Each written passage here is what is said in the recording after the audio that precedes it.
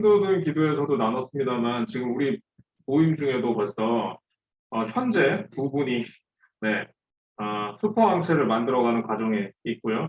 합하면 저희도 벌써 저희가 13명, 14명의 인원 중에 무려 6명, 약 절반에 해당하는 인원이 지나갔거나 지금 거쳐가는 과정에 있죠.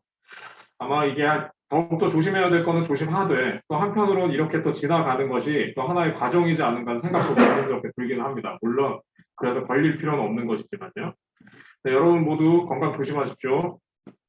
지난 한 주간 모두 다 평안하셨습니까? 네, 평안하지 못한 분도 있고 각자의 마음이 다르셨겠지만 그래도 이 순간 여러분들이 예배에 참석하는 이 순간 여러분의 마음속에 평안이 있으시기를 바랍니다.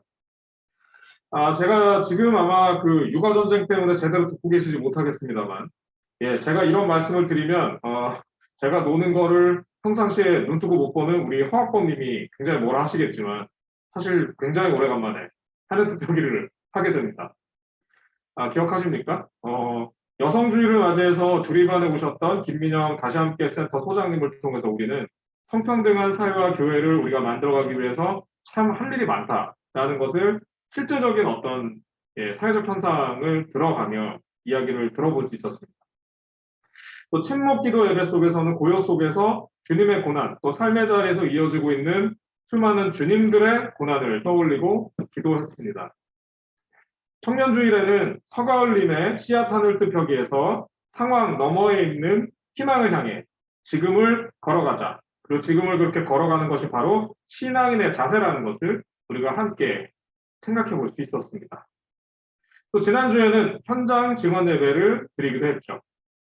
하늘 투표기를 이렇게 모임 구성원을 포함한 다양한 분들과 함께 구성하는 것은 교회가 그간 교역자에게 부여했던 역할인 소위 설교라는 것을 마치 권한인 양 인식하며 독점하고 있는 이 목사 집단의 병폐 극복과 그리고 그 대안으로서의 평신도 성내전 구현의 그 목적이 있습니다.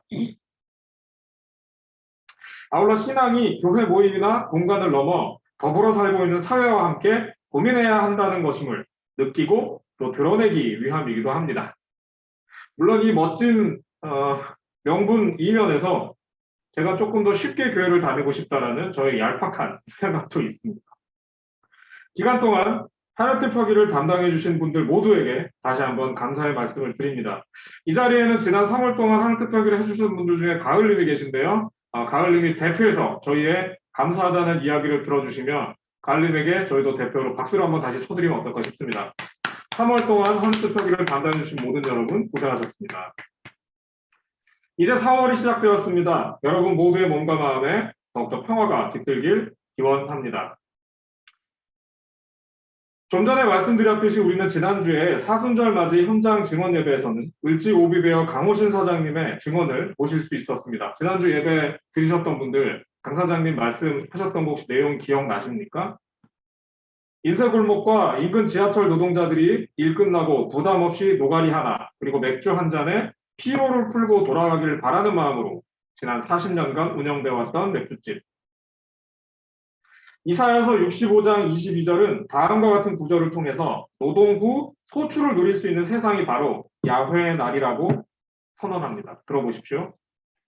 새하늘 새 땅에서는 포도나무를 심은 사람들이 자기가 심은 열매를 먹을 것이다. 자기가 심은 열매를 먹는 것이 하나님 나라라니. 서남아시아 일대의 포도는 주로 와인이나 아니면 건포도를 만드는 데 사용되는 품종입니다. 그러니 이 성서에서 포도를 먹는다라고 하는 것은 그 말에는 술을 빚어서 마시는 것이다 라고도 볼 수 있겠습니다. 바로 노동하고 그 다음에 또 한잔 하면서 그 노동의 노곤함을 달랠 수 있는 것이 바로 하느님 나라라는 것이죠. 그렇게 본다면 오랜 시간 을지로 인쇄골목 수많은 노동자들에게 한 잔 나누는 쉼터가 되어준 을지 오비베어는 영락교회 같은 그 인근의 초대형 교회들이 미처 하지 못했던 선교 활동을 무려 지난 40년의 시간 동안 감당해온 것은 아닐까 저는 개인적으로 생각해 봅니다. 그래서 그 선한 시간의 대가가 자본에 의해 쫓겨남을 걱정해야 하는 고난의 상황이라는 지금의 현실이 더욱 마음이 아픕니다. 선한 이들이 당하는 고난, 또 무고한 이들에게 닥친 고난. 오늘의 성서를 우리 다시 한번 살펴보겠습니다. 새 본문을 관통하는 단어는 사랑입니다. 여러분 읽으시면서 느끼셨습니까? 오늘 새 본문에는 모두 다 사랑이라는 단어가 반복됩니다. 신명기는 하느님을 사랑함에 있어 마음을 다하고 뜻을 다하고 힘을 다할 것을 역설합니다. 요한일서는 공동체의 지체들을 향해 진실한 사랑을 나눌 것을 권면하고 있죠. 행함과 진실함으로 사랑하자. 요한복음 속 예수께서는 자신이 사랑했듯 공동체 구성원들이 서로 사랑해 주기를 요청합니다. 본문들은 모두 사랑을 그저 사랑이라는 명사로 두지 않고 사랑한다, 사랑한다면 무엇을 해야 한다 등의 동사적 의미로 사랑을 해석하고 있습니다. 이쯤에서 여러분께 한번 질문을 드렸으면 합니다. 여러분, 사랑한다는 것은 과연 무엇일까요? 우리가 사랑은 뭐다라고 있고 그것을 개념 정리할 수 있잖아요. 자, 그렇다면 사랑한다라는 것은 무엇을 한다는 것일까요? 정현님 혹시 대답 가능하십니까? 남이 아닌 나다? 그런 의미가 아닐까요? 남이 아닌 나를 어떻게 한다는 게 사랑한다는 거죠. 나랑 똑같이 돼야겠다. 남을 나와 똑같이 대하는 것을 사랑한다라고 본다라고 정현님이 말씀하셨습니다. 이혜인 수녀는 시집 번개 연가 속에서 말없이 사랑하십시오라는 시가 있는데요. 이것에서 사랑한다라는 말에 대해 다음과 같이 말합니다. 정현님이 말씀하신 거랑 좀 비슷할 수도 있는 것 같은데 한번 들어보십시오. 사랑이 깊고 참된 것일수록 말이 적습니다. 아무도 모르게 도움을 주고 드러나지 않게 선을 베푸십시오. 그리고는 침묵하십시오. 시인은 도움 주기, 선을 베풀기 등 사랑하는 마음을 구체적 행동으로 표현하는 것이 사랑해 라고 하는 고백보다 더욱 분명한 사랑이다 라고 말합니다. 이것은 비단 종교적 영역에 국한될 필요가 없을 것입니다. 여러분 생각해 보십시오. 그 길에 기대 살아가는 사람들을 위해서 이른 새벽 하루도 거르지 않고 했었던 골목 빗자루질. 지난주 강사장님 말씀 기억나십니까? 과음하려는 손님에게 빨리 집에 가서 가족과 함께 시간을 보내라고 다그치기. 조금이라도 싼 값에 넉넉하게 먹었으면 하는 마음에 그 뻣뻣하고 좁은 노가리를 전부 두들겨서 펴기 등 을지오비교의 일대 강호근 사장님의 활동 역시 그 가게를 통해 만났던 사람들을 사랑하셨던 것은 아닐까? 바로 그들에 대한 사랑이었던 것은 아닐까? 한편 지체를 향한 사랑이라는 것은 우리 지금 요한일서나 요한복음에 나오듯이 지체를 향한 사랑이라는 것은 그 대상이 분명하기 때문에 사실 마음만 먹는다면 해볼 수 있습니다. 하지만 신명기가 말하는 이 신을 향한 사랑, 야훼를 향하여 마음을 다해서 사랑해라라고 하는 이 신을 향한 사랑은 사실 조금 어렵습니다. 신앙 고백 속에서의 신이야 사실 분명 존재하지만 우리가 눈앞에서 당장 신을 보거나 그 실체를 확인할 수 있는 방법은 없기 때문입니다. 보이지 않는 신을 사랑한다는 것은 무엇이며 과연 어떻게 해야 하는 것일까요? 이에 대해 인도 조로아스터교의 영적 지도자 메헤르 바바는 그의 저서 유아무라는 책을 통해서 그 하나의 가능성을 제시해 줍니다.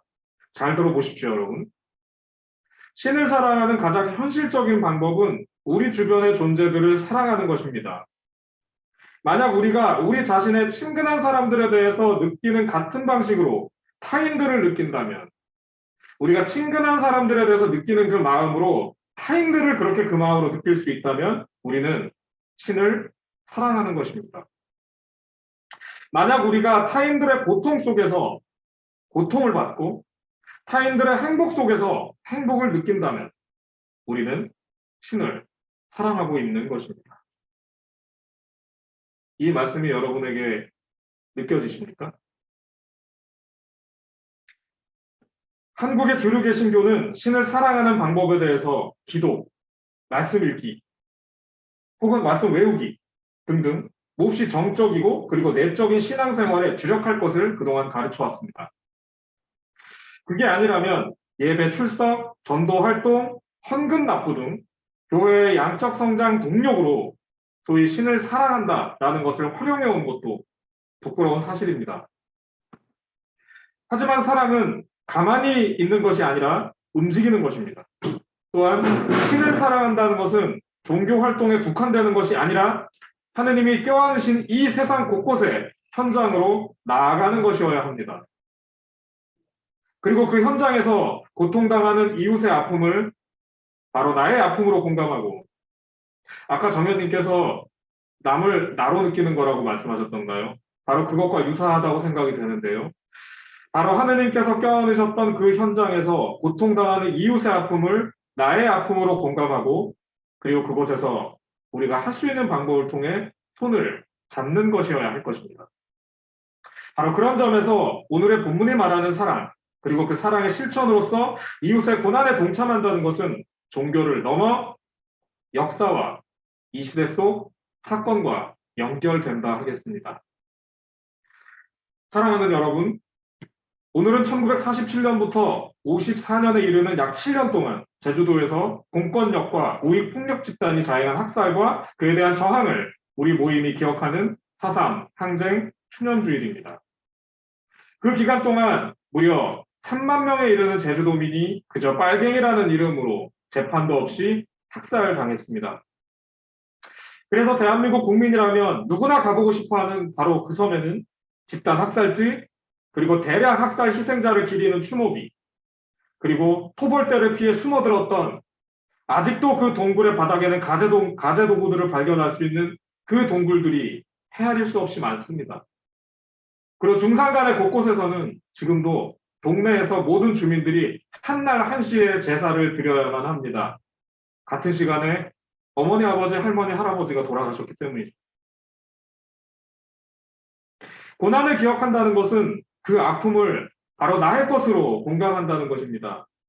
그리고 이 같은 만행이 장모, 권사, 집사들로 내각이 구성됐던 정권의 지시 아래, 그리고 서북청년단과 같이 개신교 신앙으로 철저히 무장됐다고 자임하는 집단에 의해 자행되었다는 것에 대해 우리는 같은 신앙의 유산 아래 우리도 있음을 매우 부끄럽고 그리고 통절한 마음으로 인정하며, 다시는 그 같은 역사가 되풀이되지 않기 위해 우리가 할 수 있는 역할을 감당해 나갈 것을 다짐해야 하는 것입니다.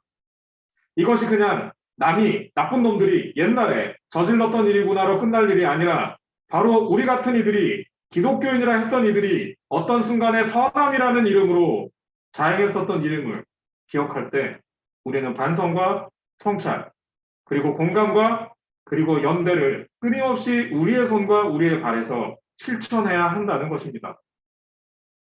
이는 바로 지난날 바로 그 섬에서 무수한 주님들이 그렇게 쓰러졌고, 그리고 그곳에서 우리의 하느님께서는 그 무수히 널브러진 시신들 사이에서 비통하게 울부짖으셨을 것이기 때문입니다.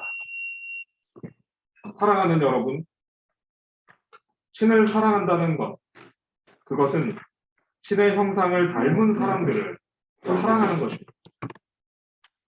또 신이 지으신 생명 모두를 사랑하는 것입니다. 아울러 신이 임재하는 자리로 나아가 신께서 아파하는 이들과 함께 서는 것입니다. 이를 통해 신이 앞서가신 그 길을 따라 한 발짝씩, 두 발짝씩 함께 걸어가는 것입니다. 우리 신을 외롭게 두지 말고 사랑해 보지 않으시겠습니까? 잠시 침묵하겠습니다.